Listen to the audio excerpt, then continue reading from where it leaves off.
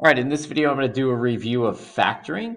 So let's take a look at this question here. If I have x squared minus 10x plus 24.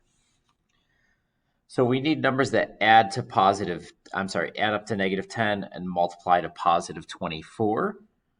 So you could just look up multiplication tables to figure out the numbers that multiply to 24. 1 and 24, 2 and 12, 3 and 8, 4 and 6. Now you got to be careful here. You might be thinking, well, 12 minus 2 is 10, and yes, that's true, but you need the numbers to add to negative 10. So I need these numbers to add. These add up to 25, 2 plus 12 is 14, 3 plus 8 is 11, 4 plus 6 is 10. Those are going to be my magic numbers, except I need them both to be negative. Negative 4 plus negative 6. So what we did here is we used the box, or the square, I should be saying. The first term goes in the upper left. The last term goes in the bottom right. And those magic numbers are going to go in the other two squares. And then what we did is we just found the greatest common factor of x squared and minus 4x. The lower of the two exponents was x to the first. Negative 6 and 24.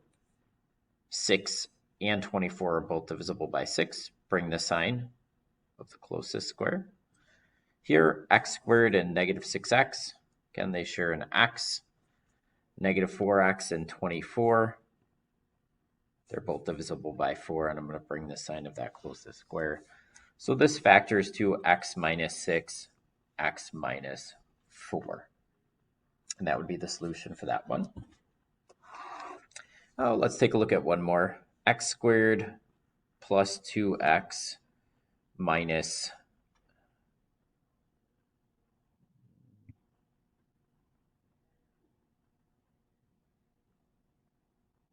48. Couldn't make up my mind. So we need numbers that add to positive 2, multiply to negative 48.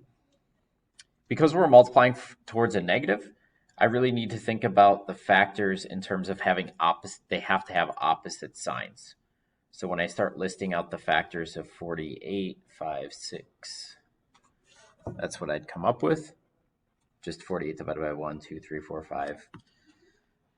Okay, so I need the factors to be 2 units apart, or really subtract to give me 2. So 48 minus 1 is 47, 24 minus 2 is 22, 16 minus 3 is 13, and so on. 12 minus 4 is 8, 8 minus 6 is 2. So I need a positive 8 and a negative 6. So those are going to be my magic numbers. Draw the square. X squared goes in the top left. Negative 48 goes in the bottom right. And I'm going to put those numbers in 8x and negative 6x. Same thing as the previous one. I'm just going to find greatest common factor. Smallest exponent is x. Here, 8 is divisible by itself, and negative 48 is also divisible by 8. The sign's positive, bring that. Here, smallest exponent they both share is x to the first.